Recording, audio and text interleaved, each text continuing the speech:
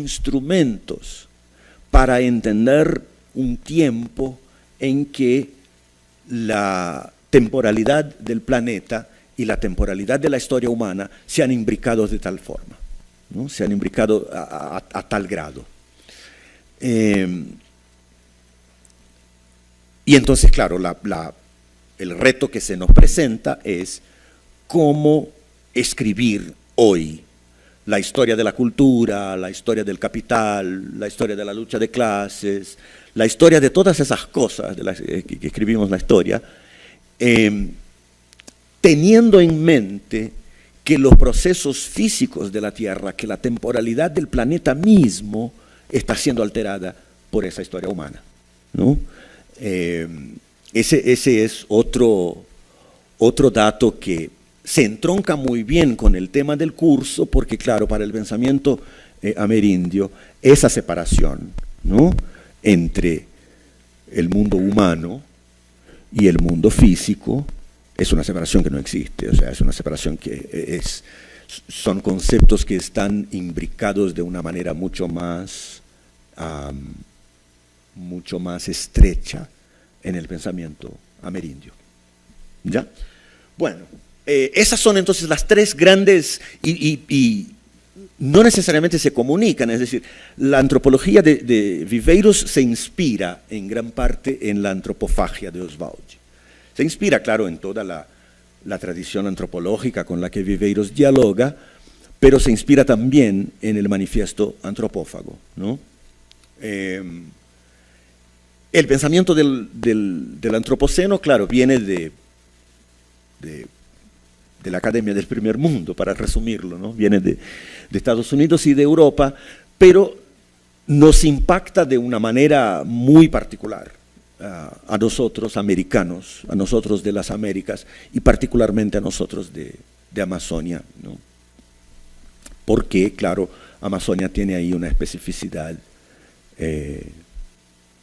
fundamental, ¿no?, como condición de posibilidad de la existencia del mismo continente, ¿no?, del mismo continente.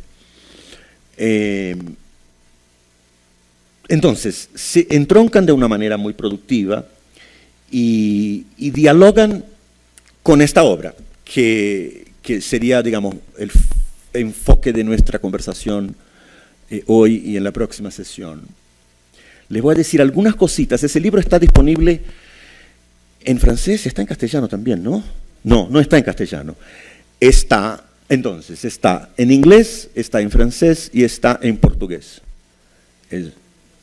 ¿Perdón? Están todos en el Dropbox de ustedes, las tres versiones. Increíble, qué eficiencia, Silvana. Qué eficiencia. De hecho,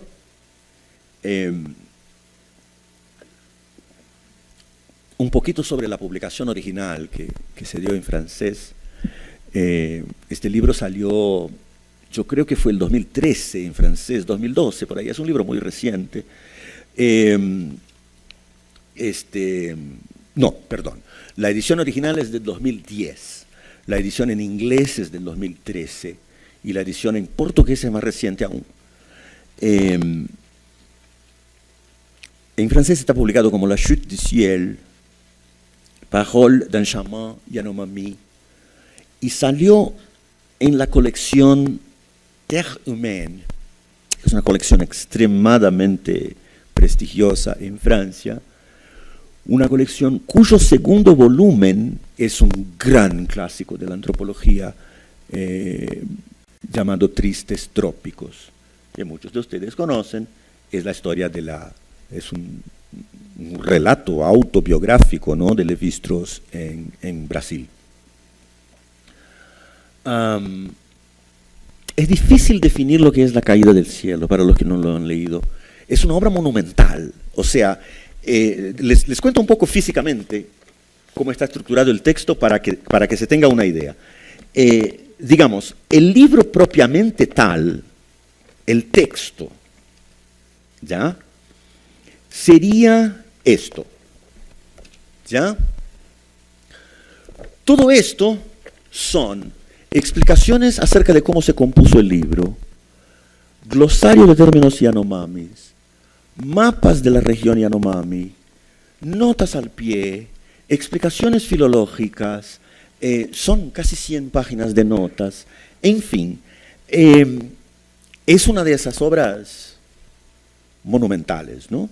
Es una obra que es el producto de la convivencia de 30 años entre Bruce Albert, antropólogo francés, y David Kopenawa Yanomami.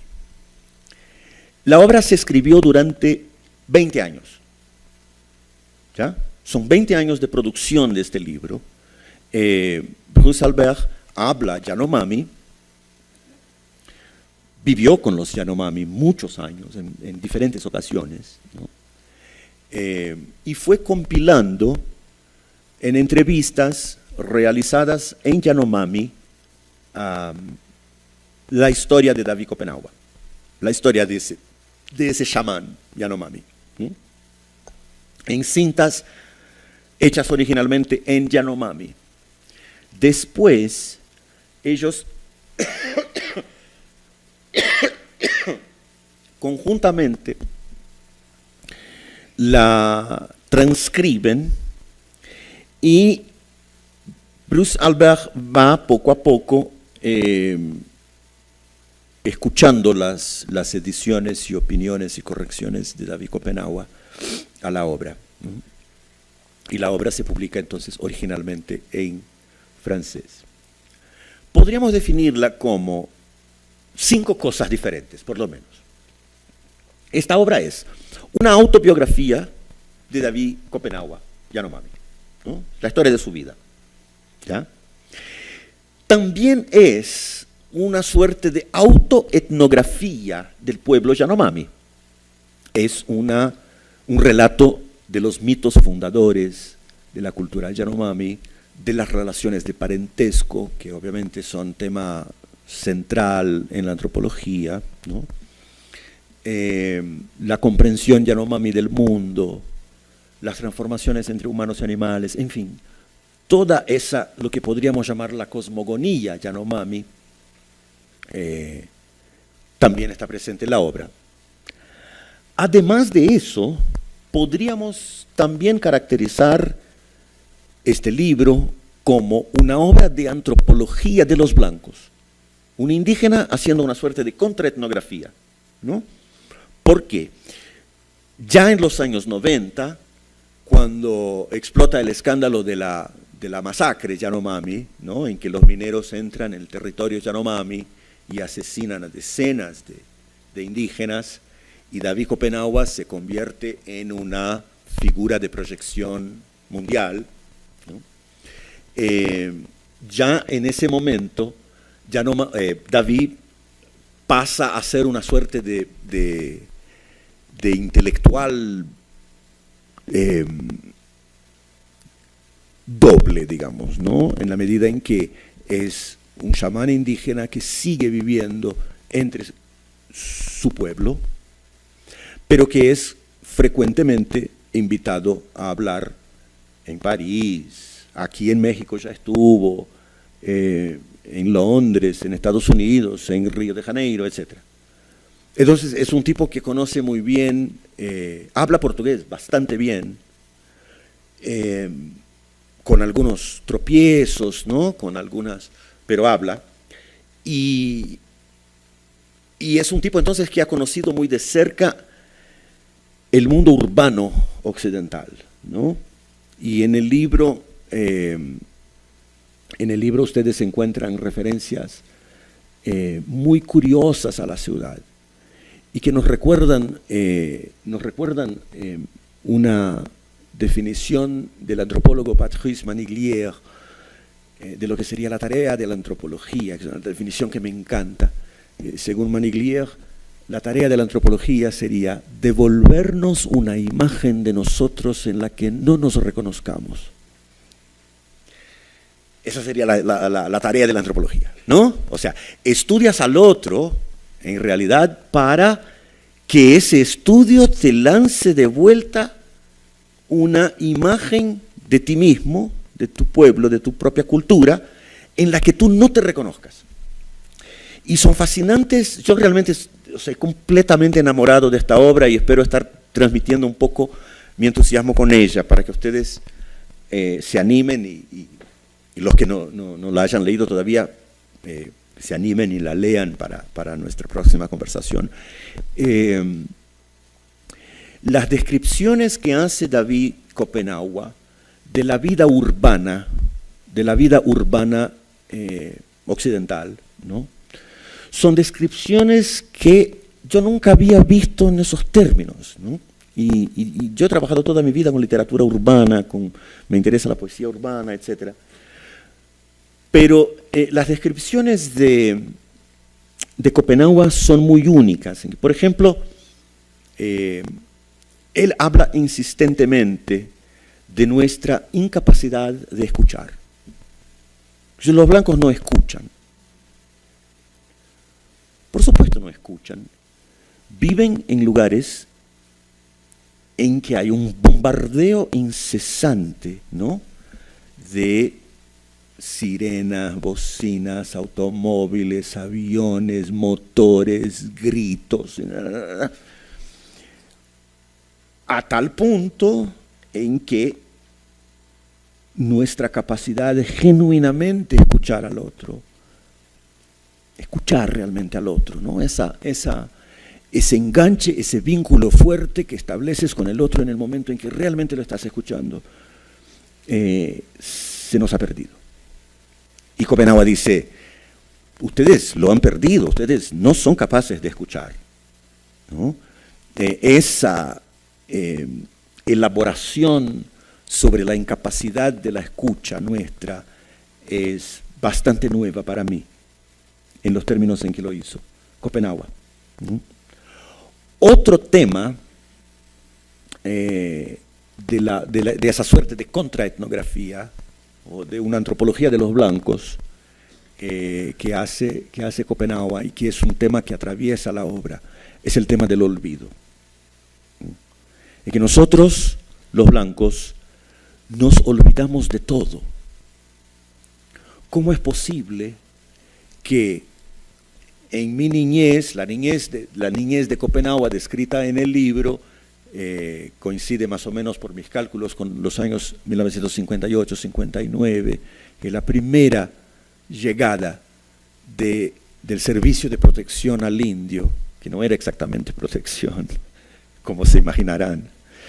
El servicio de protección al indio llega al pueblo Yanomami por primera vez ahí a fines de la década del 50, ¿no? De hecho, para los que no tienen una idea de la geografía de la cosa, a ver, estamos hablando, no sé si se puede ver, estamos hablando de la región extremo noroeste de Brasil y el extremo sur de Venezuela. De hecho, los Yanomamis están en las dos naciones, ¿no? Es este cuadro. La tierra Yanomami es en realidad una tierra bastante extensa. A raíz de la masacre de los años 90, ellos lograron, de hecho durante un gobierno de derecha, el gobierno de Collor de Mello, el presidente depuesto por corrupción, uno de ellos,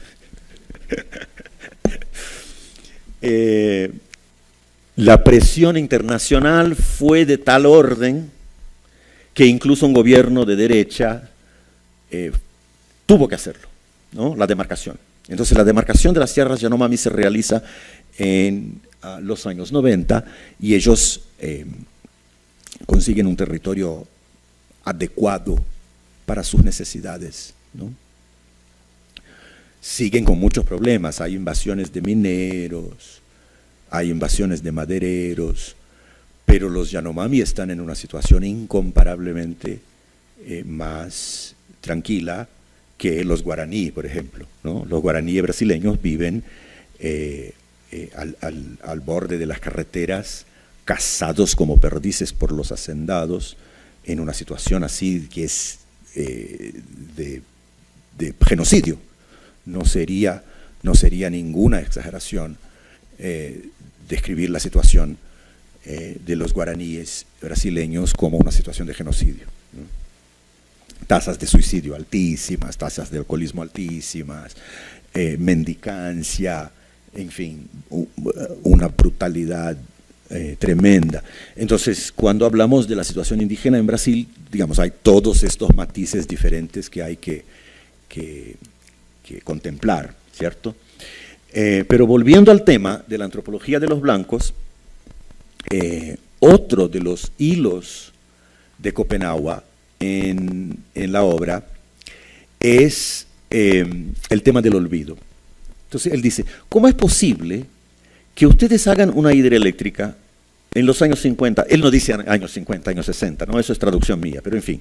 ¿Cómo es posible que ustedes hagan una hidroeléctrica en los años 50, tengan un resultado terrible, catastrófico, hagan otra, y otra, y otra, y otra? Ustedes se olvidan siempre, ¿no? Porque, claro, y eso lo podemos hablar también después en más detalle, el legado de las usinas hidroeléctricas en Amazonia es una catástrofe ambiental de gigantescas proporciones, ¿no? Se habla mucho de la deforestación, se habla mucho de los madereros y se habla mucho de los mineros. Pero uno de los fundamentales de la destrucción del ecosistema amazónico son las hidroeléctricas, que fueron el gran proyecto del gobierno progresista, de izquierdas, ¿no? Del Partido de los Trabajadores, desde Lula hasta Dilma. Durante los 14 años en que gobernaron el país, una de las grandes prioridades fue la construcción de hidroeléctricas en Amazonia. En Amazonia decimos que agua parada es muerte, ¿cierto? Porque es extremadamente húmedo, ¿no? Extremadamente húmedo, y en ese ecosistema es fundamental que el agua fluya, obviamente, ¿no? Agua parada es muerte. En el momento en que se hacen esos lagos de hidroeléctrica, ¿no? Lo primero que te dicen los indígenas es, va a llegar el mosquito de la carapaná. Carapaná es malaria, ¿ya? Va a llegar el mosquito de la carapaná. Y siempre pasa lo que ellos avisan. Obviamente, están allá hace 15.000 años, ¿no? Entienden cómo funciona el ecosistema en que viven, ¿no? Y por algún extraño mecanismo que tiene que ver con nuestras instituciones democráticas, con la forma en que nosotros nos organizamos políticamente, y eso lo podemos conversar después, hay en nosotros, dice Copenhague, un olvido constitutivo, ¿no? No es posible que sigamos olvidándonos de cuál es el resultado de hacer hidroeléctricas en Amazonia. Simplemente no es posible que sigamos olvidándonos, ¿no? Pero seguimos olvidándonos.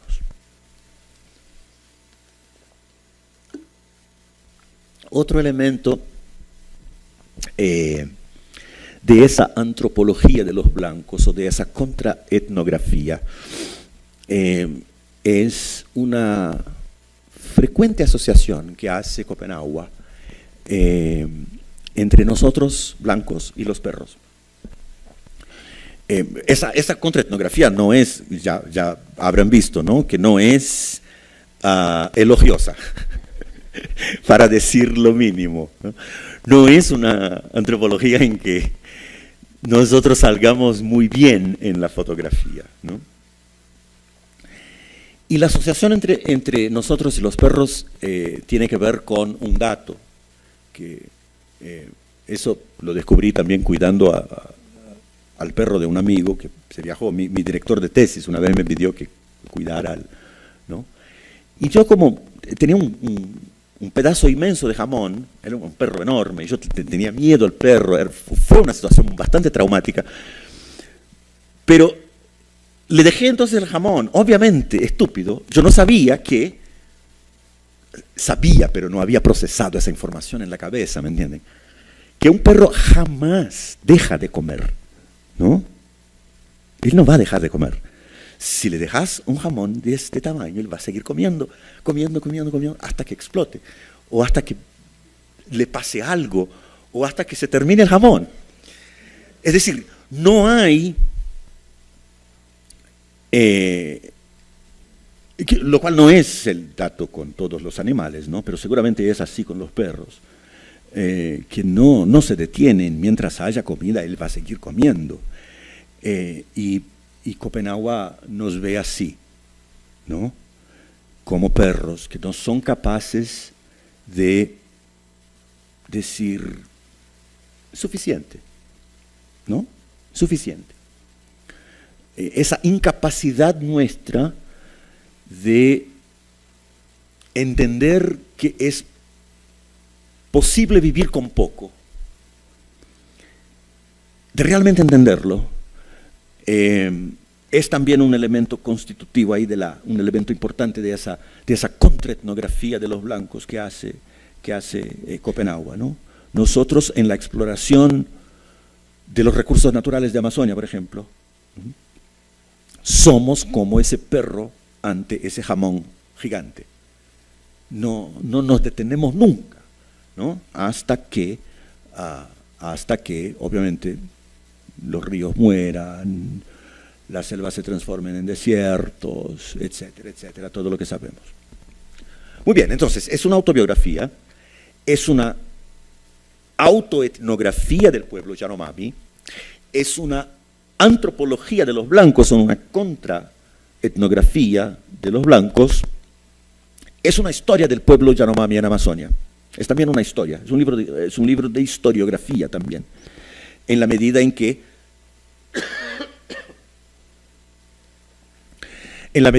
la historia de vida de Copenhague se entronca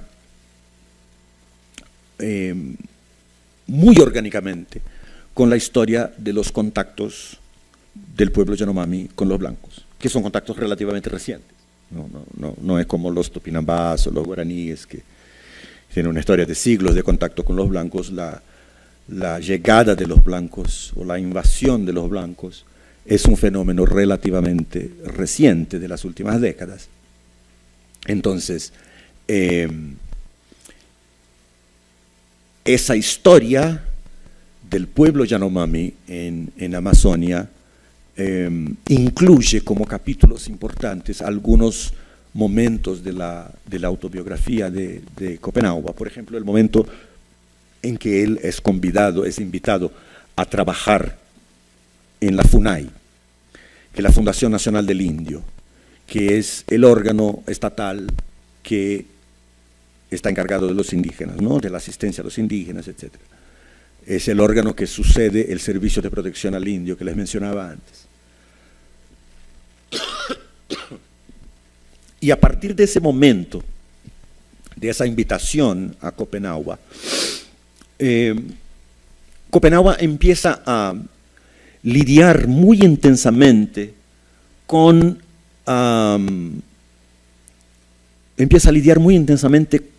ese problema de la relación con los blancos, ¿no? Tiene perfecta conciencia de que ese contacto ya es inevitable, ¿no? De que no hay como andar para atrás, ¿no? De que no hay como volver a una situación de precontacto. Pero Copenhague es el más firme de los líderes indígenas que conozco, el más firme en la decisión de no rendirse a ninguna de las seducciones de la sociedad occidental.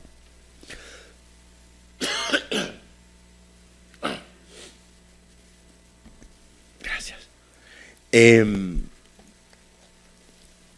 Él negocia esa relación en términos muy interesantes, porque Copenhague es un tipo que, si vas, por ejemplo, a YouTube, ¿no?, vas a encontrar varios videos de Copenhague, hablando de política. Es un tipo que hace uso de esos instrumentos de la sociedad occidental de una manera muy intensa, ¿no? O sea, el tipo está siempre hablando en la ONU, en teleconferencias por internet, etc. Es un tipo que está muy al tanto de las posibilidades comunicacionales que la sociedad occidental le ofrece. Pero invariablemente vuelve a su pueblo e insiste en ese mantra que repite muchas veces en el capítulo 2, 3, ¿no? Yo me voy a quedar con la palabra de Omama. Yo me voy a quedar con esa palabra. No me interesan las palabras de los blancos. Esa relación con la palabra también es parte muy importante de la obra y en algún momento tendríamos que conversar sobre ello. Entonces le mencioné 4 cosas, ¿cierto? Es una autobiografía, es una autoetnografía del pueblo Yanomami, es una contraetnografía de los blancos, es una historia del pueblo Yanomami, pero yo lo leo también como un manifiesto filosófico, ¿no? Es un manifiesto filosófico para nuestro tiempo.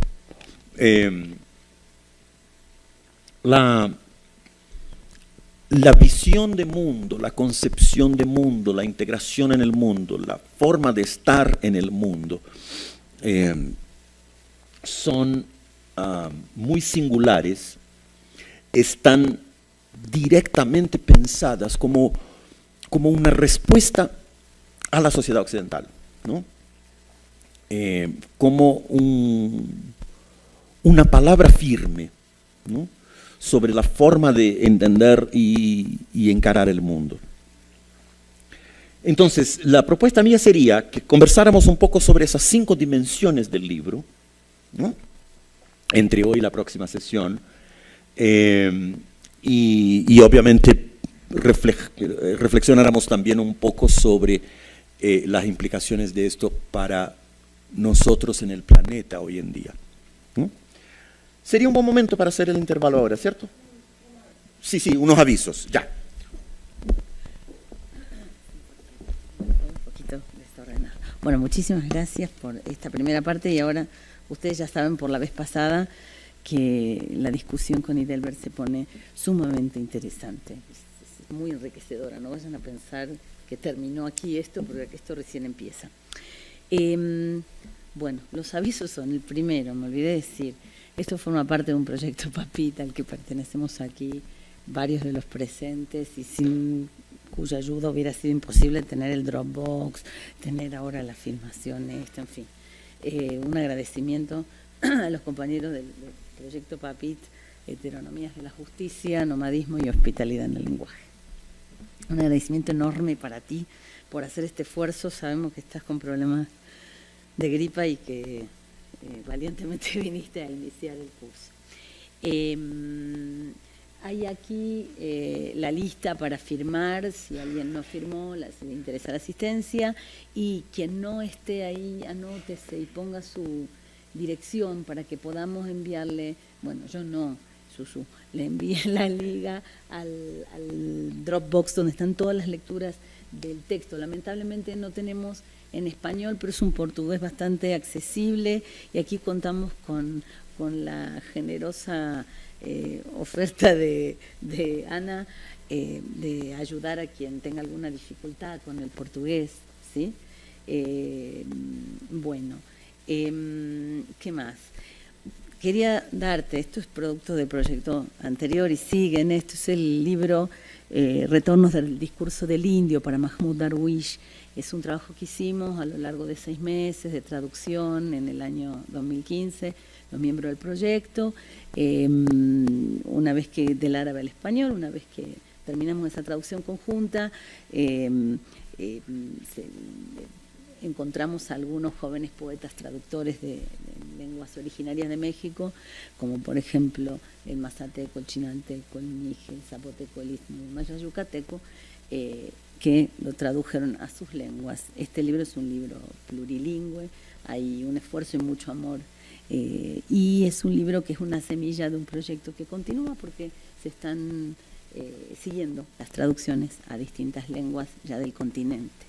Entonces, bueno, esto no es una propaganda comercial, pero si a alguien le interesa el libro, ahí afuera lo venden, y hay incluso un número de la revista Interpretatio, el 22, que tiene un dossier dedicado a este libro. Pero no lo toman. Incluso la tapa es una traducción de un artista mije, ¿sí? Bueno, Sobre las próximas actividades, agregamos como parte del curso 2 actividades, 2 tardes. Cambiamos, como se dieron cuenta, también de la sede, porque hay más inscriptos de los que están presentes. Pero bueno, el tema es el siguiente. Los 3 primeros días va a ser en este lugar y los 2 últimos vamos a estar en el salón de usos múltiples, ¿sí? Que es donde algunos de ustedes posiblemente fueron ahora. Entonces las actividades de lunes, martes y miércoles van a ser aquí. Hoy no tenemos nada en la tarde. Idelber no se siente bien y ahora nos dirás que... Podríamos hacer la sesión de la tarde solamente mañana, porque la idea es... O sea, yo estoy bastante mal en realidad, tengo fiebre, etcétera. En fin, no viene al caso. Lo que le propuse a la profesora Rabinovich hoy sería que tenemos una charla mía programada para mañana a las 4, que es sobre el proceso político brasileño, que digamos tan complejo y tan relacionado con esto, ¿no? Y a la vez tendríamos también la sesión del curso a las 11. Yo temo que las dos cosas no alcanzo, o sea, el cuerpo no. Entonces, les propondría que suspendiéramos la sesión de las 11, hiciéramos la sesión de las 4, y yo durante la charla sobre el proceso político inserto algunas cosas de la cuestión indígena que está muy relacionada con el proceso político, y yo ganaría algunas horas para descansar el cuerpo, si les parece bien. Puede ser, Silvana. Muchísimas gracias. Y gracias realmente por este esfuerzo de estar ahora. Bueno, y sobre, entonces mañana a la tarde ya anunció a las 4 de la tarde aquí, y pasado mañana también a las 4 de la tarde, bueno, pasado mañana venimos desde la mañana, porque va a estar muy bien, va a estar completamente mejorado ya. Pero entonces en la tarde a las 4 vamos a ver una película que también está íntimamente relacionada con esto, que es Sierras del Desorden. Bueno, van a ver que al rato todos vamos a entender portuñol y todos vamos a poder leer. Siempre anímense, con un diccionario al lado se puede. Y cualquier cosa está Ana. Sí, está también Alexis en realidad. Y yo creo que Iván también podría ayudar. ¿No? Bueno. Bueno, muchísimas gracias. Entonces, vamos a un cafecito aquí afuera y volvemos unos 10 minutos. ¿Está bien? Bueno, gracias.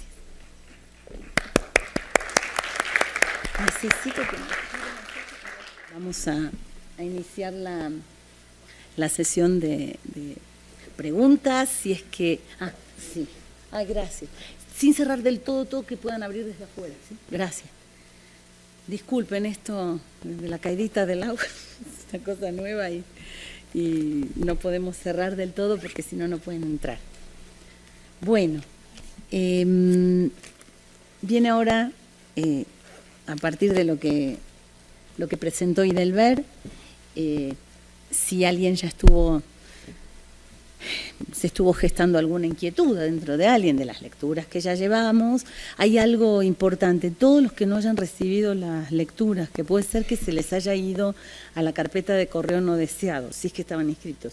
Y si no estaban inscritos, o sea, quieren hacerlo ahora, por favor, anoten ahí y esta tarde se vuelve a enviar a todos la liga a la carpeta, ¿sí? Bueno, avisen, por favor, si es que no les llega. Y bueno, a ver... vamos a empezar con alguna pregunta, si es que tiene ahí, Enrique, por favor. Fuerte. Gracias.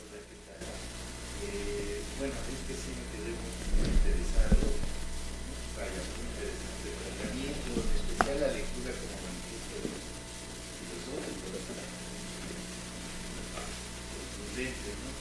Pero yo, sin afán de decir aquí, yo diría, no, yo propondría también otra lectura, al menos de parte del libro, que es la de una lectura sobre la vida de un chamán y el chamanismo. Sí. Y muy particularmente, porque me parece en ese sentido un libro extraordinario, en ese sentido, muy particularmente una poética chamana. Sí, sí. Es impresionante el nivel de detalle, de estructuración, de organización tocan estos temas entre los capítulos de la primera parte. Entonces, todo lo que es el árbol de los cantos, toda la transformación física, el desmembramiento del chamán, la reconstrucción del cuerpo, conduce todo a los cantos. Sí. A una escucha de los cantos, a una noción de los cantos, sí, a una noción de aprender los cantos cantándolos, a un asunto también sobre los otros, sí, sí, o sea, los blancos. Sí. En un diálogo de este tipo de cosas que funcionan totalmente, pero siempre en relación al canto. Claro, el canto y la danza. Son las danzas. Pero es en el canto donde se cita todo eso. Entonces, yo creo que también. Eso es sí, sí. Y me pregunto ya, ahora que traigo la pregunta, ¿y esos cantos? ¿Qué pasa con ellos? Sí, sí. Porque, bueno, por lo menos hasta ahora, yo creo que es la primera parte del libro 3, sí, pero me parece que las otras se refieren a otras cosas. Esos cantos han sido también transcritos, trabajados. Muy poco, sí. No, te agradezco por la pregunta y no, estoy totalmente de acuerdo contigo, porque digamos, tú y yo somos de la literatura y habrá otras personas de literatura acá. Y se podría leer ese libro también como un manifiesto poético, ¿no? Poética en el sentido amplio de la palabra, ¿no? Es decir, como el testimonio de una experiencia estética del mundo, el testimonio de otra estética. Y aquí lo que yo les podría decir a propósito de tu pregunta, sería que en los últimos años se ha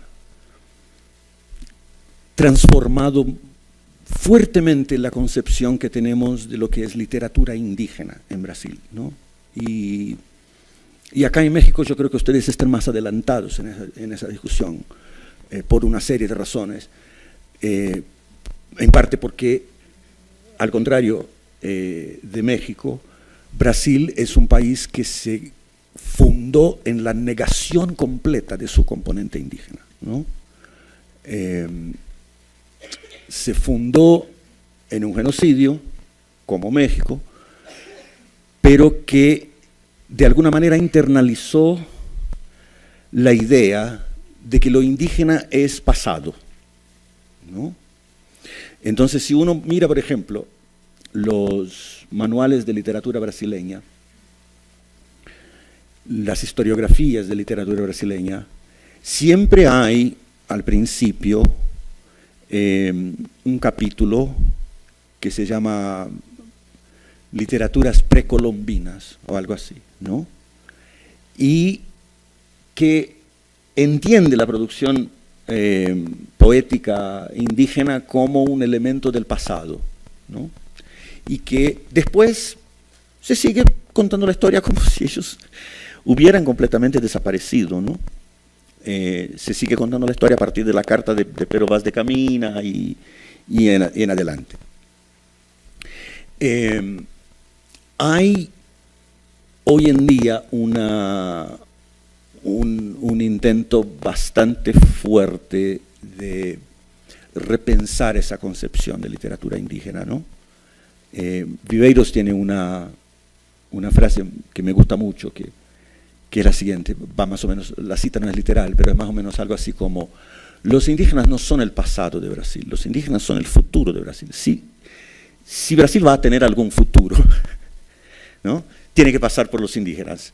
Y entonces, sí, por ejemplo, la antología de poesía brasileña, lanzada hace unos pocos años por la editorial Azougui, que es la editorial en que, de hecho, publiqué mi libro más reciente, que se llama Crónicas del Estado de Excepción. Allí encuentras otra concepción del lugar de la literatura indígena en la literatura nacional. Están presentes los cantos, no como, digamos, un resquicio, no como algo que sobrevivió y que sería una suerte de testimonio de cómo eran las cosas en el pasado, ¿no?, sino como una fuerza presente. Esa extraña idea que nosotros manejamos durante mucho tiempo, de que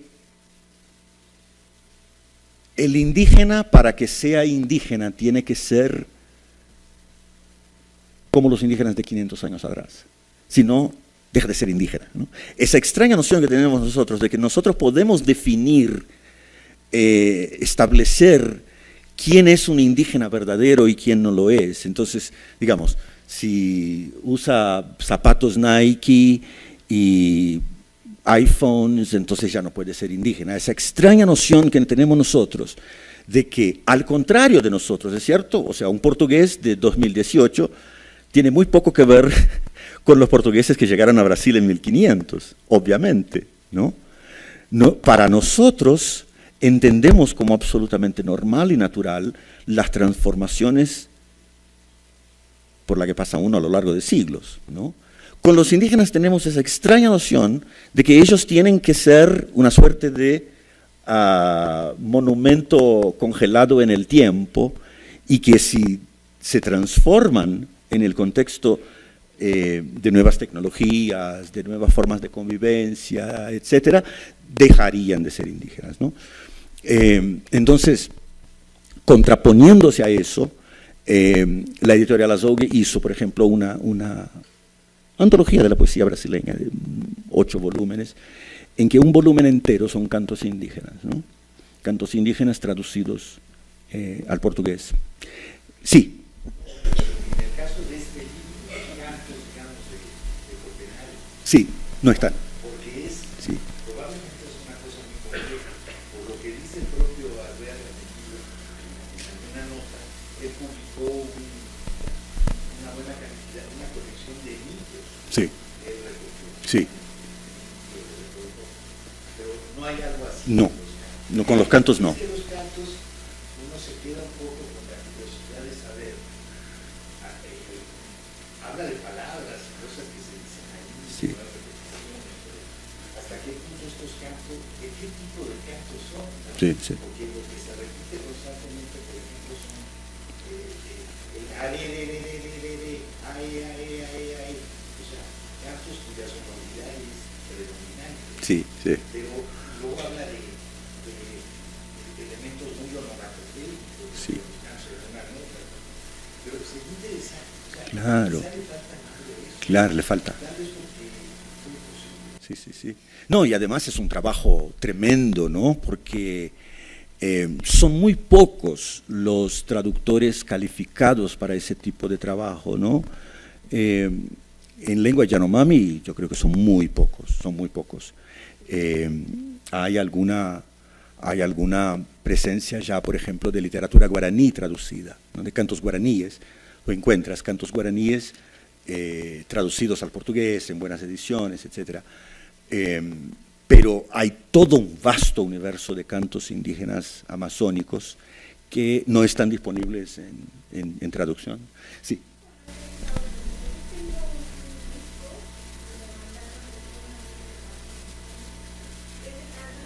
Uh-huh.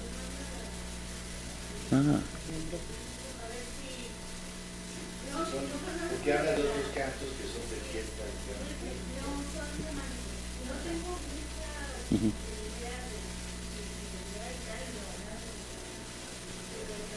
Ah, gracias. Entonces ponte en contacto con Susu, que les manda a todos. Ella tiene la lista de todos. Y también hay un canto de radio con agua, dura como 30, 40 minutos. Sí, sí. Eso está en buena calidad, sí, sí, sí. ¿Hay algún otro? Mariano. Bueno, el primer capítulo habla de que decir el nombre propio de las personas Sí. debe mantener secreto. Quería ver si nos podías hablar un poco de cómo entra el conflicto esto con la propia labor de divulgación de David Copenhague para el mundo. Uh-huh. Un libro, ¿no? Sí. Sí, gracias Mariano por la pregunta, porque ese es un dato que es uno de los más fascinantes del libro, ¿no? que está justo ya en el primer capítulo, en que él habla de la violencia que es para el pueblo Yanomami nombrar a un individuo, ¿no? Decir su nombre. Que entre los Yanomamis no se llaman por el nombre, entonces las madres llaman a los hijos como hijo, con la palabra Yanomami para hijo, ¿no? Y el nombre es una suerte de secreto guardado, ¿no? Y toda la historia de la transformación de David en ese proceso tiene que ver con las formas en que lo nombraron, ¿no? Que el primer nombre que recibe él es Yaosi, que es la yanomamización de José, de un nombre bíblico, ¿no? Y que él rechaza como un nombre foráneo, extranjero, que no dice de su identidad, que no dice de su ser, ¿no? Y poco a poco va componiendo ese nombre por el que lo conocemos, ¿no? David Copenhague Yanomami. Entre las muchas violencias a que se sometió el pueblo Yanomami en el contacto con los blancos, la violencia de ser nombrado para Copenhague no es una violencia entre otras, es como una suerte de violencia fundacional, ¿no? O sea, es una suerte de violencia, para usar, digamos, la metáfora alemana, ¿no? Una suerte de urviolencia, la violencia fundacional, la violencia fundante. Y eso es algo que, digamos, para él es definidor de su relación con el mundo, ¿no? Ellos no van a definir cuál es mi nombre. Es como si fuera una insistencia en ese dato, ¿no? Ellos no van a definir cuál es mi nombre. Y entonces hay todo un proceso a través del cual él adquiere ese nombre con el que lo conocemos hoy, ¿no? Ese dato es muy fundamental. Es muy fundamental porque él cuenta, digamos, que la irritación que provoca entre los Yanomamis, ¿no? Que uno nombre al otro, ¿no? Que es una forma de violencia. Los nombres son para ser cuidados, para ser protegidos. Esa es una noción también muy notable, ¿no? Me parece, muy notable. Sí. Dani, después de preguntar. Gracias a ti por la presencia.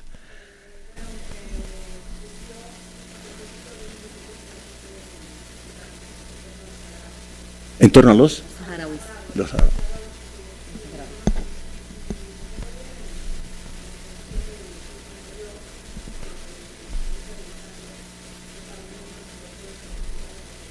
Sí.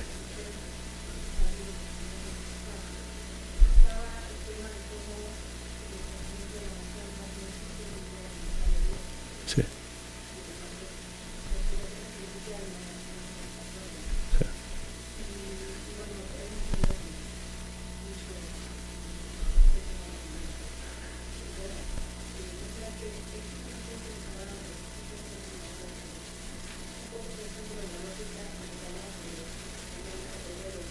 Sí.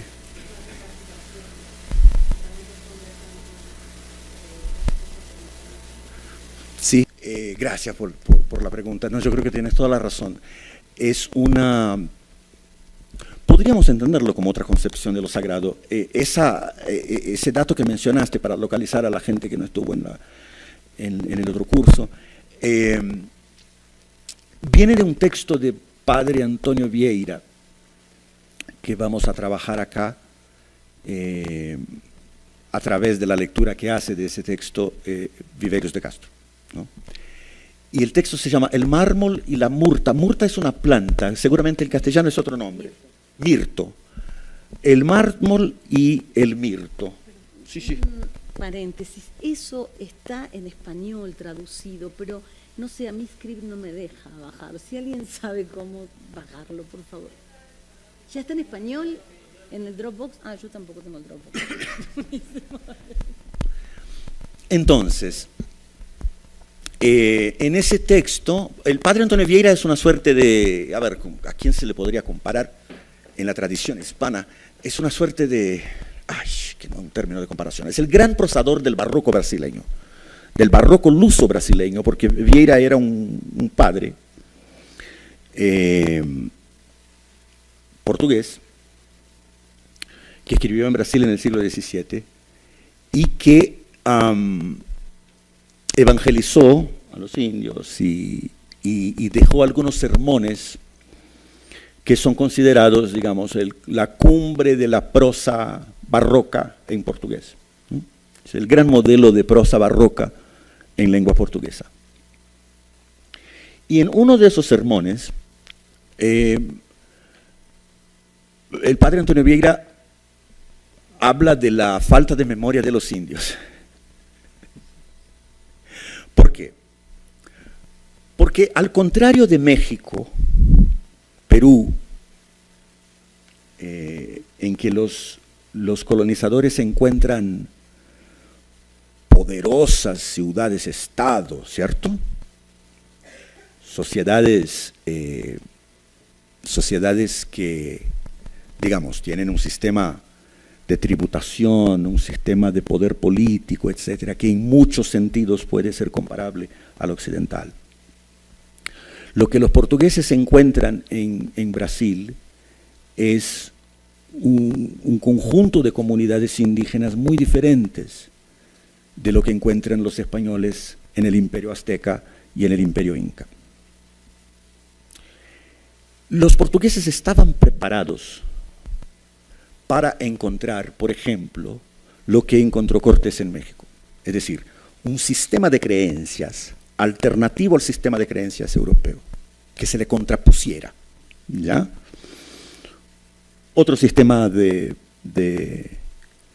comprensión del universo, un otro conjunto de dioses, etcétera, etcétera.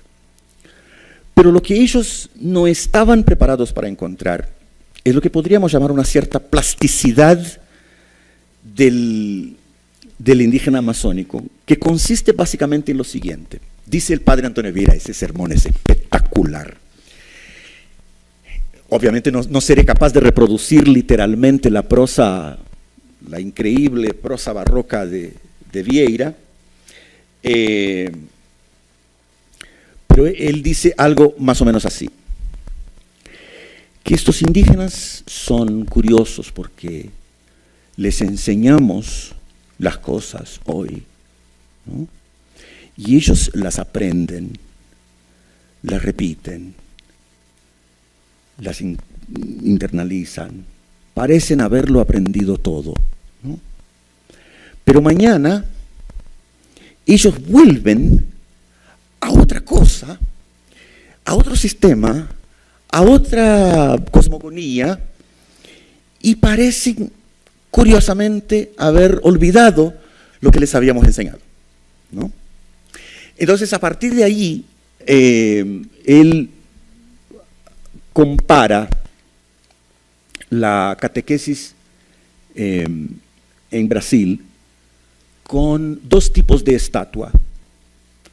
Una estatua de mármol, que te da mucho trabajo para hacer, pero que una vez hecha está firme, ¿no?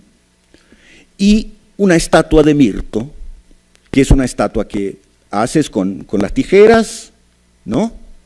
Y que parece perfecta, pero mañana la planta empieza obviamente a crecer de nuevo y a volver a sus modos salvajes, ¿no? Entonces, ¿cuál fue la explicación primera con la que dieron los portugueses para hacerse cargo de ese fenómeno? La explicación etnocéntrica, la explicación que ve en el otro una falta, la explicación que ve en el otro un déficit de memoria, ¿no? Entonces decía el padre Vieira que los indígenas de acá son como unas estatuas de mirto, que uno las hace con relativa facilidad, pero que unos días después, o un día después, ya se convierte en otra cosa, ¿no? Ya vuelve a sus modos salvajes. La estatua no no se mantiene como la estatua de mármol. Es una estatua que no tiene permanencia, una estatua de Virto. ¿Ya? Bueno, obviamente se equivocaba el padre Vieira al ver en los indígenas una suerte de pueblo sin memoria, ¿no? Lo que padre Vieira no estaba equipado para entender es lo que llamamos aquí concepción esencialmente transformacional del mundo, según la cual tú puedes asumir una multiplicidad de identidades que se van transformando y cambiando con el tiempo. Es decir, para los tupinambás no había ninguna contradicción, no estaban operando en la lógica aristotélica de la contradicción, ¿ya?, entre asumir el Dios cristiano hoy y asumir otro Dios mañana, asumir otro Dios pasado mañana, ¿no?, en la medida en que un sujeto es el proceso de pasar por todos esos momentos, ¿no? Y eso tiene que ver, digamos, eso explica un poco, creo, el problema con el que nos metemos en la cuestión del sagrado. Yo estoy consciente y conozco más o menos la larguísima bibliografía sobre el problema de lo sagrado, yihad y todo eso, ¿no? Es un tema de enorme complejidad. Entonces, no voy a improvisar una respuesta firme para ti en diálogo con esa bibliografía, porque es una bibliografía muy extensa, muy compleja, hay miles de tensiones internas a ella, etc. Pero lo que podríamos, creo, decir sin mucho miedo de errar, es de que estamos en una comprensión de lo sagrado que no lo entiende como permanencia trascendental, ¿no? O sea, yo creo que eso se puede decir con relativa confianza, de que ese elemento esencialmente mutacional, transformacional, metamórfico de la comprensión amazónica del mundo entra en choque con una concepción de lo sagrado predicada fundamentalmente en la trascendencia, ¿cierto? En la firmeza trascendental de lo que se relaciona con lo sagrado, ¿cierto? Entonces,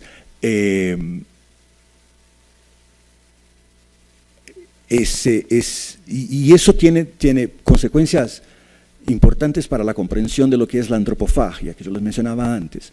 La primera comprensión de la antropofagia, posiblemente influida por México, posiblemente influida por la experiencia, que ya era una experiencia de algunas décadas y conocida en la península ibérica, de Cortés en México. La primera comprensión de la antropofagia amazónica fue una comprensión sacrificial, ¿ya? Es decir, se come para rendirle honor a algo, a alguna divinidad, ¿no? Se come para establecer un vínculo con lo sagrado, ¿no? El problema con esa teoría, que parece, hasta donde sé, no sé absolutamente nada de antropología mexicana, ¿no?, pero hasta donde sé, eso se mantiene, ¿cierto?, en la comprensión de las prácticas sacrificiales entre los pueblos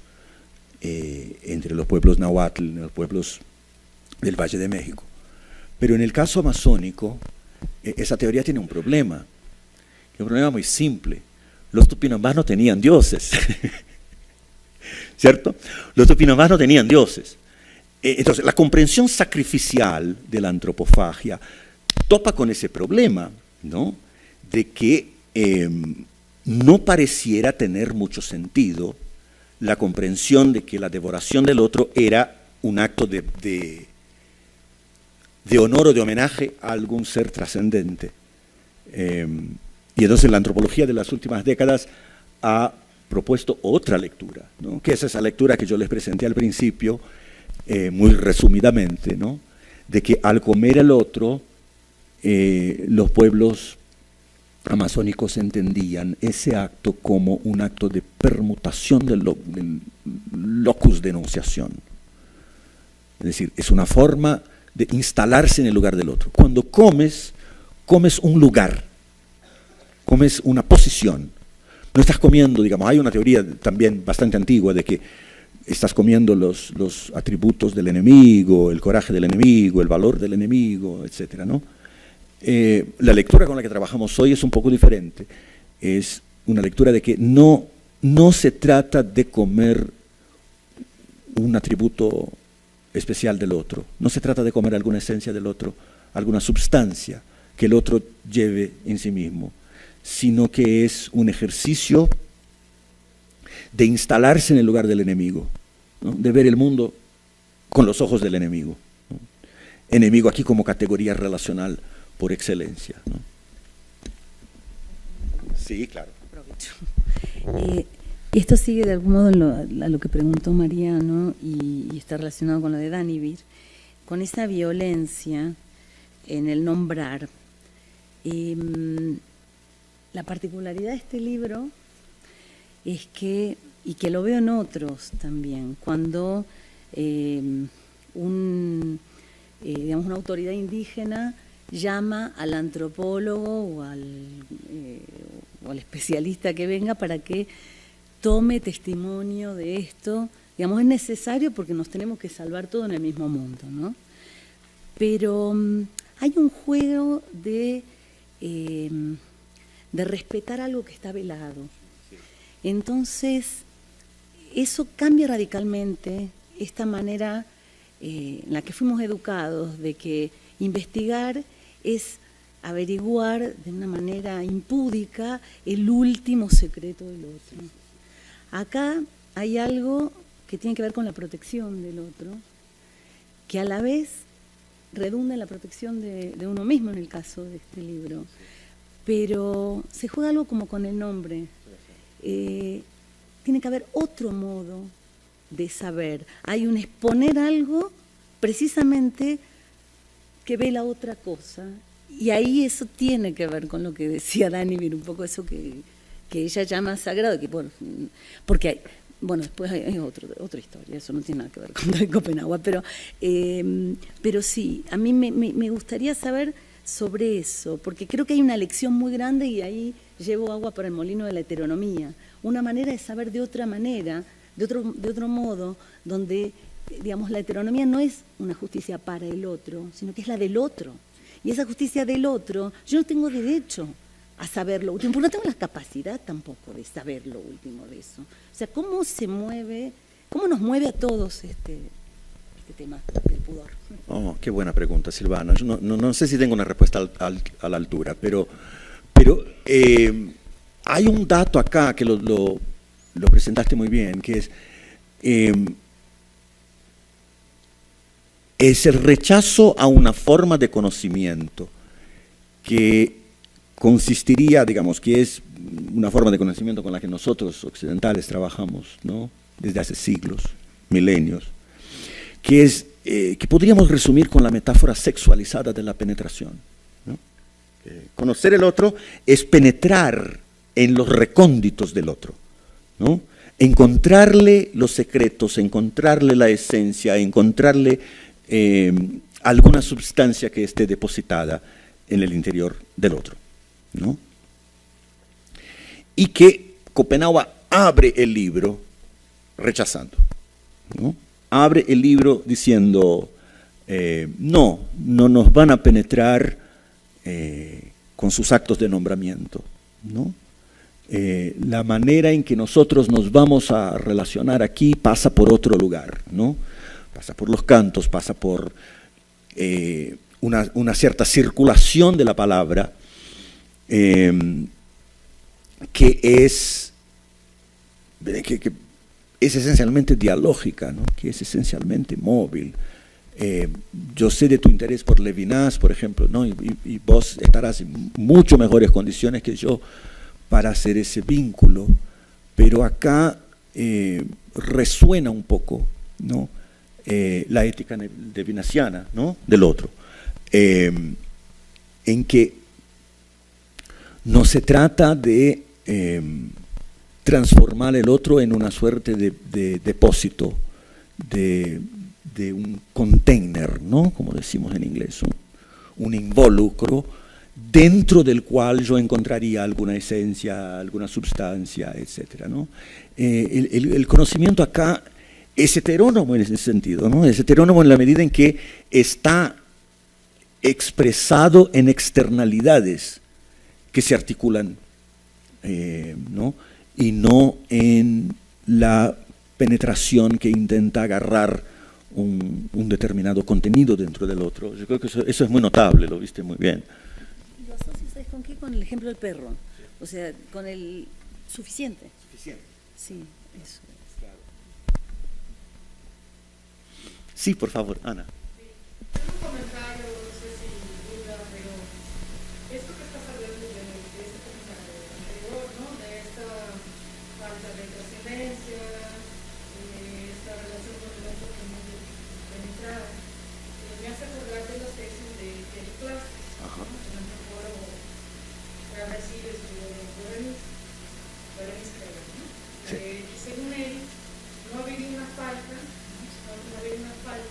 sino en otro tipo de organización, sí, del Estado, ¿no? Entonces, no sería una falta del Estado, y yo creo que todo esto que viene de escribir de un Estado, sino una sociedad contra el Estado. Una sociedad contra el Estado. Y ahí la máquina de guerra, de esto, hay estos otros conceptos que Guillermo Castro utiliza y también yo digo. No sé si en los dianomamas pasaría lo mismo, o lo que tú estás hablando de la sociedad amazónica, hay este tipo, podemos plantear este tipo de información social, que desde el principio está luchando contra una acumulación, un depósito, una trascendencia, ¿no? No desde que existía esto para antes. Yo creo que sí. Te agradezco mucho la pregunta porque yo creo que se puede decir con relativa certeza que está ampliamente aceptada entre los antropólogos, entre los amazonistas, esa tesis básica de Clastres, ¿no? Para los que no lo leyeron, Sociedad contra el Estado es un libro muy notable de Pierre Clastres, en que él estudia un mecanismo a través del cual las sociedades amerindias impidieron la constitución de un Estado, previnieron la constitución de un Estado, ¿no? ¿Cómo? Haciendo del jefe una figura que no puede acumular, ¿no? O sea, le está prohibido al jefe acumular bienes, todo lo que recibe tiene que donar, ¿no? La única prerrogativa inalienable del jefe es declarar guerra, ¿no? Declarar guerra.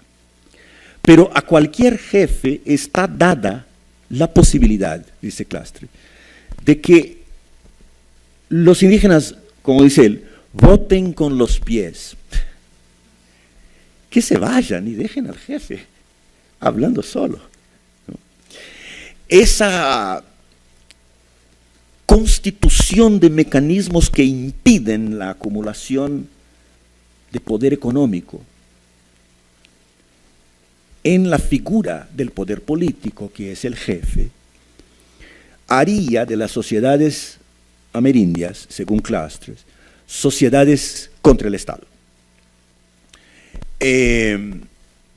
Eso es una revolución en la antropología, porque la antropología de ese momento venía muy influida por la concepción marxista, ¿no? Que ve, y aquí, bueno, no sé si hay marxistas en el público, pero uno se mete siempre en un lío tremendo cuando va a criticar algo del marxismo, porque siempre alguien le va a decir que no has leído bien a Marx. Pero que en la antropología marxista, en la antropología influida por el marxismo, está bastante clara la premisa de que las sociedades siguen una determinada trayectoria hacia el Estado, ¿cierto? Entonces, cuando Marx topa con formaciones que no parecen encajar en ninguna de sus categorías, ¿no? Esclavitud, feudalismo, capitalismo, socialismo, ¿no? Y cuando topa con organizaciones muy diferentes China, por ejemplo, en India, inventa ese concepto del modo asiático de producción, ¿no?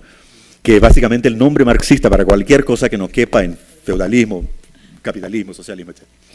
Entonces, en la antropología influida por el marxismo, estaba muy presente la idea de que las sociedades indígenas americanas eran sociedades que todavía no habían llegado al Estado, ¿cierto?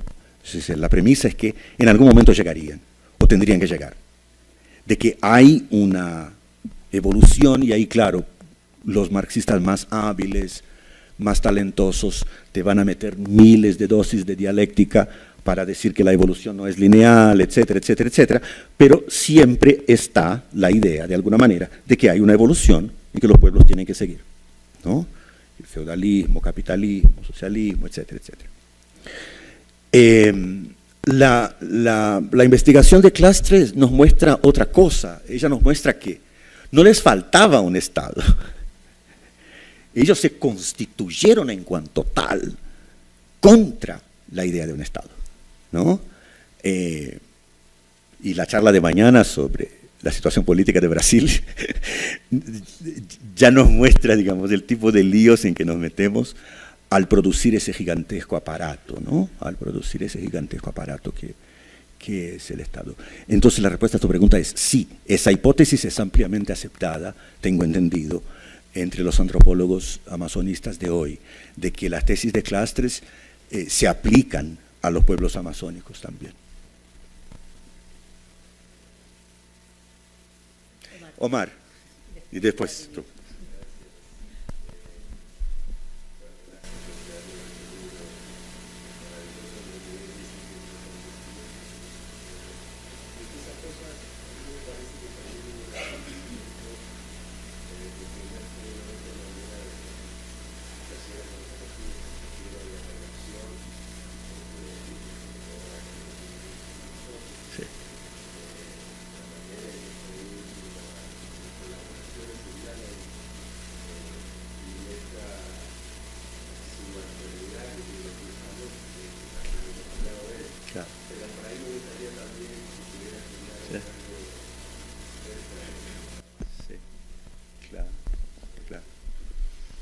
No, te agradezco, Omar, por la pregunta, porque, digamos, es una oportunidad para decir algo que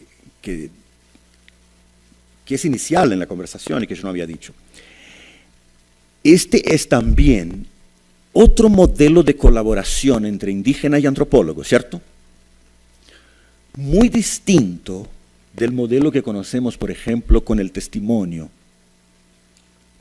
que es un modelo en que el indígena es una suerte de informante nativo, ¿no? Que habla,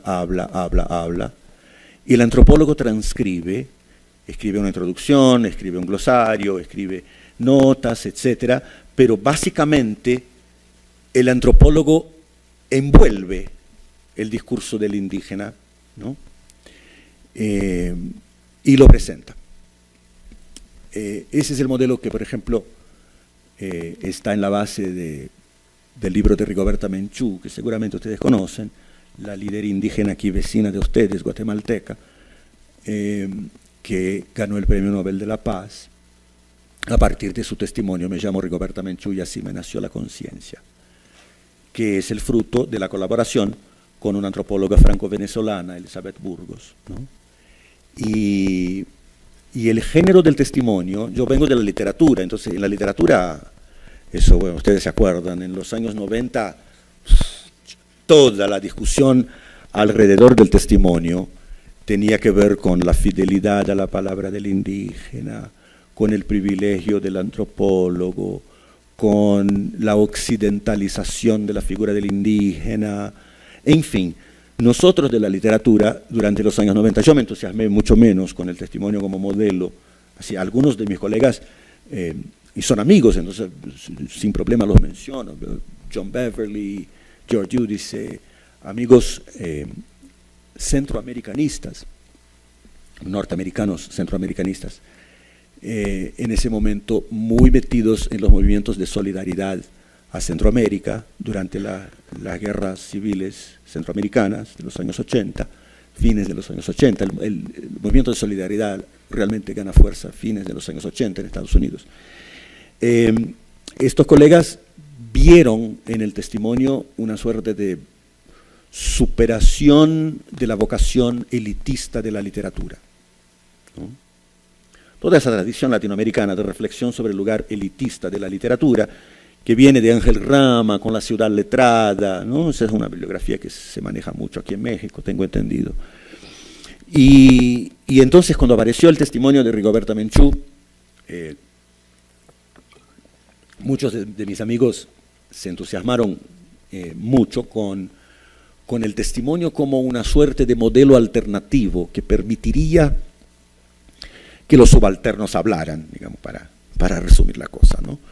Que nos permitiría contrarrestar la vocación elitista de la literatura. Yo estaba mucho menos entusiasmado con eso, estaba mucho más interesado. La mediación se da de otra manera completamente diferente. En ningún momento de ninguna conversación sobre este libro se plantea, por ejemplo, sería ridículo plantearlo, ¿no? Ningún momento se plantea, digamos, la cuestión de si Bruce Albert está manipulando a Copenhague, por ejemplo. O sea, sería un despropósito completo plantear la cuestión en esos términos. O bien si Copenhague se está occidentalizando al hacer un libro así, si está perdiendo algo. Esas eran las discusiones alrededor del testimonio, ¿cierto? Esas eran las discusiones. ¿Qué es lo que se pierde de la voz de Rigoberta Menchú en el momento en que Rigoberta Menchú aparece en castellano en un libro con portada, etcétera, en el siglo XXI? ¿Cuál es la relación de jerarquía y privilegio que establece Elizabeth Burgos con Rigoberta Menchú al compilar su testimonio? Esas preguntas realmente no tienen lugar aquí, ¿no es cierto? El proceso de composición de la obra es fruto de 30 años de convivencia, 20 años de elaboración de la obra, ¿no?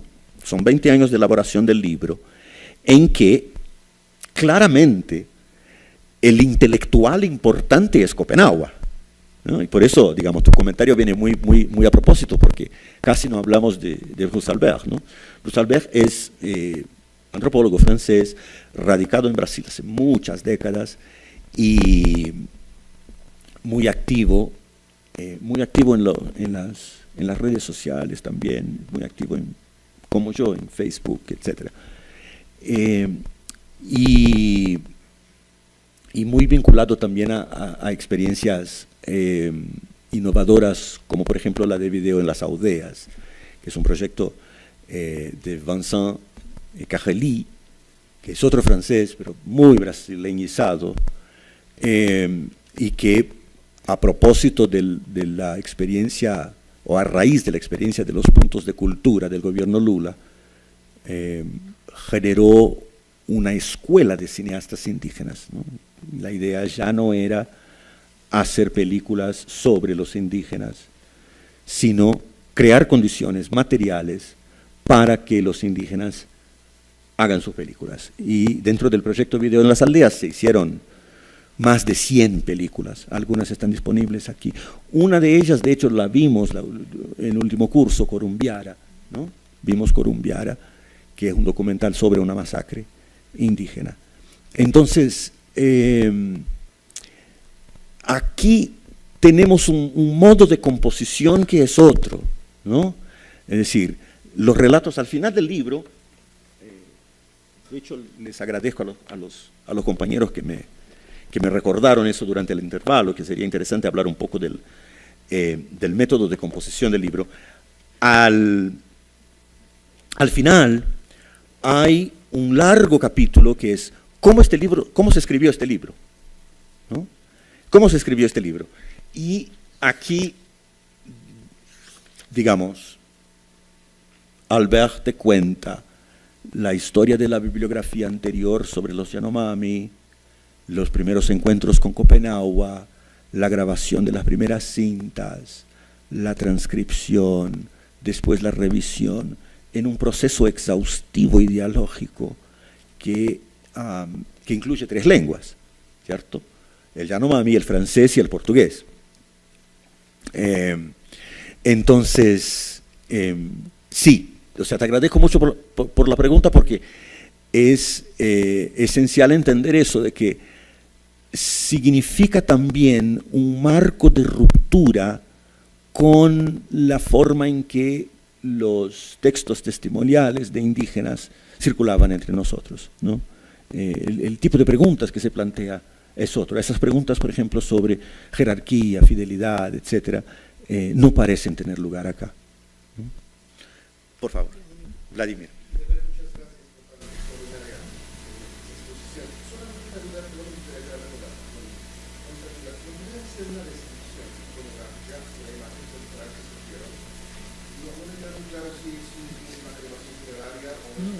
No lo sé decir. No tengo idea. O sea, no tuve papel en la elección de la imagen. Las imágenes, no, yo no sé hacer esto, pero elegí las imágenes. Son de una exposición que hizo una fotógrafa llamada Claudia Andújar, no sé, y es sobre escenas de los rituales de Chapirí. Entonces, son imágenes de lo que se ve. De hecho, si ustedes se meten en YouTube, van a ver una película hecha por Bruce Albert, creo, con estas imágenes, ¿no? Que están los cantos. ¿La viste? Bueno, están los cantos y estas imágenes, y buscamos especialmente que no se vea ningún rostro puro. Por favor. Francisco. Me gustaría que ampliaras un poco la idea de escucha. Sí. Bueno, que me llamó mucho la atención en el texto, y bueno, lo pongo un poquito en contexto, ¿no? Digamos, ahorita veo muchos autores también de este lado que están trabajando sobre ello. Por ejemplo, Josep María Esquivel en Barcelona, y que personalmente a mí me llama la atención que tenemos una cualidad que tenemos con Olivera, que ni siquiera nuestra propia tradición escuchamos, ¿no? Sí. O sea, salimos a esperarla, digamos, en beneficio de un objetivo de progreso, de ideas de progreso, ¿no? Por ejemplo, hablando y bueno, leyendo Antonio Lascano, que es evolucionista, darwinista, y nos explicaba que esta idea de la evolución ascendente, ¿no? No es de Darwin, ¿no? Y es más, o sea, Darwin odiaría y cualquier persona que se dedique a ello odia esa imagen. Sí. ¿Por qué? Porque sabemos que la evolución no se dio en ese sentido de ahora somos perfectos, sí, ¿no? Sino que era una serie de cuestiones, ¿no? Y leyendo las cartas de Darwin, veía que incluso él más bien era hasta algo que le alteraba mucho su conciencia de ser, ¿no? Porque en sus cartas me acabo de dar cuenta de que no formamos parte de ningún plan especial que hagamos, sino que son simplemente una especie que evolucionó de una manera distinta a las demás, y que justamente esta idea de evolución la que se da por un hombre que entró en relación con Adam Smith, ¿no? Y que es el que pone esta idea de, y de hecho esta imagen que tenemos tan grabada hoy en día, porque se vea por nosotros, digamos, de éxito, de todo ese tipo de cosas. Entonces, hablando con el profesor María, en algún momento de los tiempos, justo de que no estamos escuchando, ¿no? O sea, ni siquiera aceptamos esas culturas que aparecen dentro de nuestra propia tradición, de nuestra propia forma de concebir el mundo, ¿no? Y me llamó mucho la atención que aparece aquí, ¿no? Y que está abierto obviamente a otros lugares, y que me gustaría ampliar la posibilidad de escuchar. Gracias. A ver, ¿por dónde la agarro? Hay un dato acerca de esa, que podríamos llamar como una poética de la escucha, ¿no? En el libro de Copenhague, y que tiene que ver con cómo él concibe nuestra particular dificultad de, por ejemplo, soñar, ¿no? Los seres que nos escuchan son seres que nos sueñan. Hay un momento en que Copenhague dice que nosotros somos tan olvidadizos que dormimos y no soñamos. Dormimos como si fuéramos, esa imagen me encanta, es una imagen muy fuerte, muy poética. Dormimos como un hacha abandonada en el piso, en el suelo de una casa.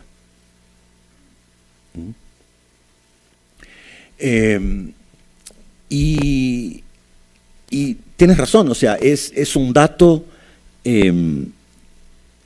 muy constitutivo de quienes somos. De nuevo les doy el ejemplo de las hidroeléctricas, ¿no? De que las hidroeléctricas son el ejemplo más consumado de una total falta de memoria, ¿no? De una total y completa falta de memoria. Lo hemos hecho varias veces y siempre han tenido el mismo resultado, catastrófico, y la seguimos haciendo, como si repetir lo mismo infinitamente no fuera a producir resultados diferentes, ¿no? Entonces, tengo algo preparado aquí para la segunda sesión sobre Copenhague que tiene que ver con la cuestión de los sueños, entonces no quisiera meterme mucho por ahí para no anticipar la cosa, pero yo veo la incapacidad de escucha muy relacionada con la incapacidad de soñar, ¿no?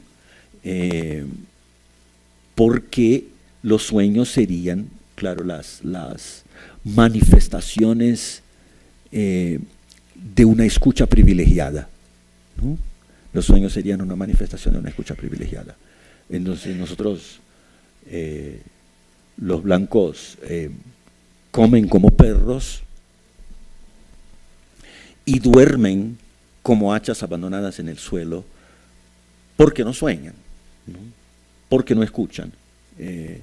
Y hay ahí una imbricación en que uno no sabe, digamos, el huevo o la gallina, y a lo mejor no importe mucho, ¿no?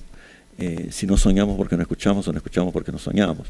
Pero en todo caso están muy vinculadas esas dos limitaciones nuestras, por favor.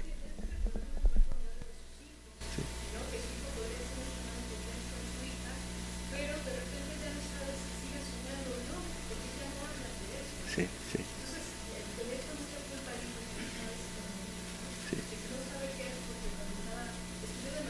Estudio demasiado.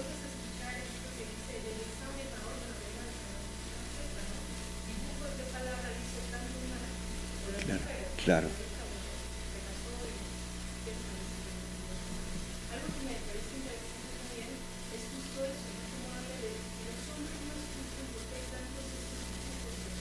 Las pieles de papel.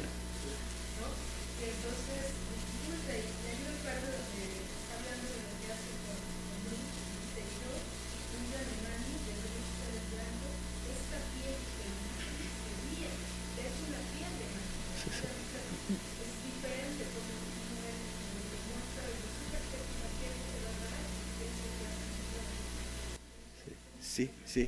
Sí, no, está esa frase maravillosa, ¿no? De que los blancos dibujan sus palabras porque no tienen memoria.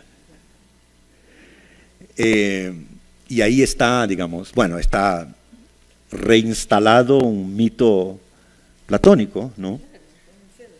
Que está en el Fedro, ¿cierto? Está en el Fedro, y que es el tema de mi ensayo favorito de Derrida, ¿no? Que es la farmacia de Platón, que es el momento en que me parece que Derrida realmente lee un texto así de una manera rigurosa e impecable, ¿no?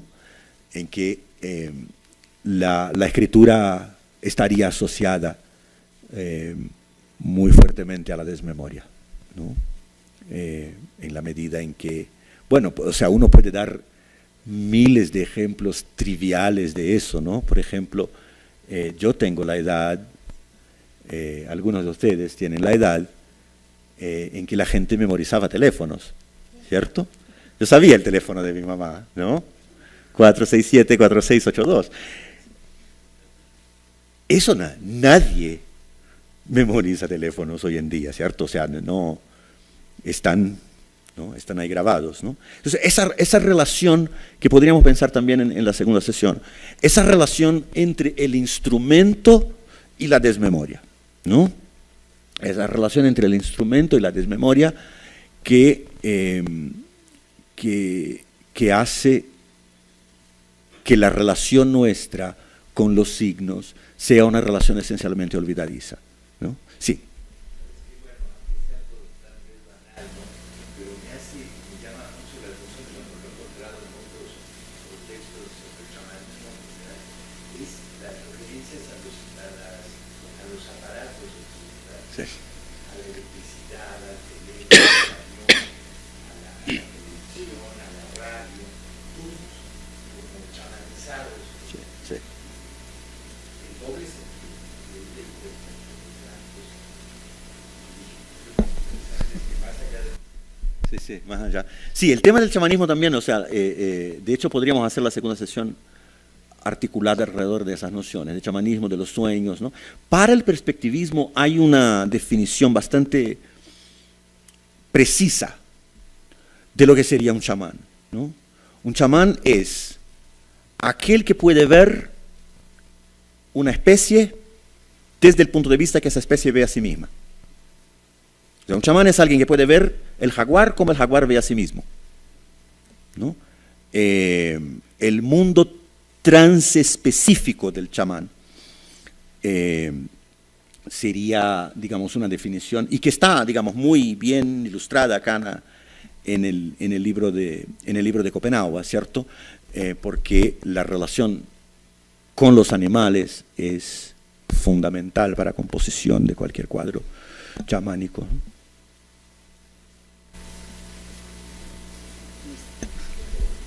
Ahora que ha mencionado esto de la idea del perro, ¿no? Como un animal que se come sin parar, ¿no? Sí. Con voracidad. Me ha hecho eco de una conversación que tuve hace un par de años en Barcelona, donde la conferencia del doctor Enrique Dussel fue a dar una charla sobre filosofía de la innovación. Conocí a ella, una mujer chilena que trabaja filosofía intercultural, y ella coordinaba en esa semana una serie de conferencias de un hombre de Nueva Caledonia, esta isla al oeste de Papúa Nueva Guinea. Sí. Sí, era un hombre que era activista de pueblos originarios de esa región, y él había sido invitado en algún momento a Suiza a dictar unas conferencias en la ONU sobre temas de medio ambiente. Y me hizo eco ahora que menciona usted esto, porque decía él, y no sé el francés, de manera que lo que pude pescar de lo que me tradujo ella, la chilena, es lo siguiente. Él llega al baño, no sé si de la sede de la ONU o de su hotel de lujo, de los espacios de lujo, y en el baño ve la piedra, una especie como de mármol o de piedra, que es de las montañas nativas de Suiza. Entonces, le parece tan absurdo esto, Claro. y usa una metáfora donde dice, es como si un feto en el seno de la madre no se conformara con los nutrientes que le llegan por el cordón umbilical, sino que empezara a comerse a la propia madre. Sí. Y terminara devorándose a la madre entera. ¿Sí? Parece, y viniendo de un testimonio de un pueblo también, de un hombre de un pueblo periférico, me parece que hay un eco muy interesante, ¿no? Sobre la figura del perro, Sí. de aquel que no se detiene frente a los recursos, ¿no? Sí. Sí. Ahí para devorarlo todo, ¿no? En esta idea como tecnocapitalista, ¿no? De la voracidad absoluta. Y la voracidad absoluta, claro. Y que no se detiene nunca, ¿no? O sea, que nosotros somos incapaces, por ejemplo, ¿no? Hemos desarrollado, digamos, un sistema político bastante complejo, ¿no? Un parlamento con varias casas, mecanismos de elecciones, etcétera, etcétera, etcétera, etcétera, ¿no? Tenemos un sofisticadísimo sistema político, ¿no? Y no hemos logrado ni siquiera empezar la conversación sobre la finitud de los recursos, ¿no? O sea, cualquiera que plantee esa cuestión en esos términos, o sea, como sociedad, tenemos que conversar sobre la finitud de los recursos. Estos recursos no son infinitos, ¿no? Pierde las elecciones, ¿no? O sea, yo mencionaba en broma con un amigo que estoy deshaciéndome de algunas palabras, ¿no? Unas palabras que me estorban más que ayudan. Entonces, una de ellas es izquierda. ya no me defino como de izquierda. O sea, yo soy a favor de una reforma agraria radical, soy a favor de que se cobren impuestos noruegueses de los ricos brasileños, soy por supuesto a favor del matrimonio gay, soy por supuesto a favor del derecho al aborto, soy por supuesto a favor de la ciudadanía de los transexuales, soy a favor de investimentos estatales en energía eólica y solar, soy a favor de una reforma urbana que privilegie la gente que no tiene casa, pero soy de derecha. ¿Por qué? Porque renunciar la palabra izquierda me da una libertad que yo nunca había tenido. Porque, es serio, porque el policiamiento sobre lo que es ser auténticamente de izquierda, quién es más de izquierda que quién, y etcétera, es tan paralizante que cuando renuncias al término, ganas una libertad tremenda, ¿no? Entonces, soy a favor de todas esas pautas, que son tradicionalmente pautas asociadas a la izquierda, ¿cierto? Pero me siento mucho más confortable presentándome como derecha, porque así ya no pueden chantajearme, ¿me entiendes? El chantaje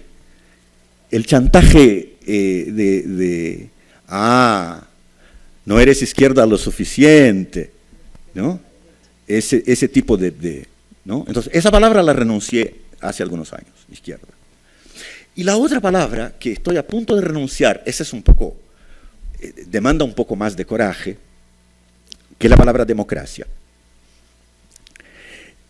Obviamente, o sea, yo me crié bajo dictadura y hay una enorme diferencia, ¿cierto?, entre vivir bajo dictadura y vivir en una democracia, obviamente. Con eso no se hace broma, digamos. Yo me crié, ustedes en México no han tenido eso, aunque tengo entendido toda la historia de violencia política en México, pero han sido fundamentalmente una sociedad democrática a lo largo del siglo XX, ¿no? Con todos los problemas que conocemos de la democracia mexicana, etcétera, etcétera, etcétera. Pero no es lo mismo que Brasil en 1968. Entonces, para nosotros del Cono Sur, los compañeros argentinos que están presentes, ¿no?, para nosotros del Cono Sur, la experiencia de la dictadura fue muy brutal, o sea, la de ustedes fue aún peor. Y entonces hay una presión muy intensa para la defensa de la democracia como un valor innegociable, ¿ya? Lo cual me parece bien hasta cierto punto, pero también me interesa discutir cuáles son los problemas, cuáles son los problemas que la democracia no nos ha permitido enfrentar. Es decir, hay que haber un espacio para conversar sobre eso, ¿no? Entonces, en broma, yo le decía a un amigo que ya no me considero un demócrata, yo soy a favor de una gerontocracia, como los indígenas, ¿no? Los mayores mandan, los más jóvenes obedecen. Es una broma, obviamente, pero te plantea problemas, te plantea porque así funcionan las sociedades indígenas, ¿cierto? O sea, no son sociedades democráticas, ¿no? No hay una democracia indígena. Todo lo que asociamos tradicionalmente a la democracia, ¿cierto? Sufragio universal, ¿no? Etcétera. Pero que han sido capaces de enfrentar problemas que nosotros no hemos sido capaces de enfrentar. La finitud de los recursos es uno de ellos, ¿no? Es uno de esos problemas que nosotros no hemos podido enfrentar. Y estamos, digamos, a las puertas de una situación de migraciones masivas por razones climáticas, ¿no? Estamos a las puertas de una crisis global de agua de proporciones gigantescas. Estamos a la puerta realmente, ¿no? Nunca me gustó mucho la metáfora del apocalipsis, pero es gravísima la situación, ¿no? Es gravísima la situación del planeta a cada día. Yo acompaño mucho, en términos de noticias generales, así yo acompaño mucho el cuaderno ambiental del Guardian, el diario londinense, que me parece hoy el mejor diario del mundo, y que trae todos los días, ¿no? Noticias sobre la disolución de las heleras, ¿se llama en español? No, ¿cómo se llama? De los glaciares, gracias. El derretimiento de los glaciares, que significa obviamente una subida enorme en el nivel de los océanos, lo que significa vastas zonas litoráneas desaparecidas en cuestión de pocas décadas, ¿no? Yo vivo en una ciudad, Nueva Orleans, que está abajo del nivel del mar, ¿no? Entonces nosotros en New Orleans, que ya hemos morido, ¿cierto? O sea, ya hemos muerto una vez en el huracán Katrina, que simplemente devastó completamente la ciudad, ¿no? Y hemos resucitado. Entonces nosotros en Nueva Orleans vivimos con una claridad muy aguda de esa cuestión, porque nosotros literalmente podemos desaparecer a cualquier momento, ¿ya? Entonces, no hemos tenido ni siquiera las condiciones de hacernos cargo de ese problema tan básico y vital, ¿no? Y se siguen eligiendo y reeligiendo presidentes y primeros ministros en las grandes democracias occidentales y nosotros no hemos podido hacer un mínimo, ¿no? O sea, habíamos hecho ese mínimo acuerdo en París, ¿no? Y ahora Donald Trump acaba, hace algunas semanas, de sacar a Estados Unidos de ese acuerdo, lo cual significa que China tampoco se va a obligar a hacer nada, lo cual significa que el acuerdo, ¿no? O sea, que brasileños y mexicanos y sudafricanos llegando a cierto nivel de ahorro de recursos naturales no significa absolutamente nada si China, Estados Unidos, Alemania, etcétera, la Unión Europea no hacen su parte, ¿no? Entonces es un fracaso. Yo no encuentro otra forma de caracterizarlo sino como un gran fracaso de la democracia, ¿no? O sea, en el sistema democrático las cosas están estructuradas de tal manera que esa cuestión, por ejemplo, parece irresoluble, porque cualquiera que plantee en términos realistas cuál es la situación y cuáles son las salidas posibles,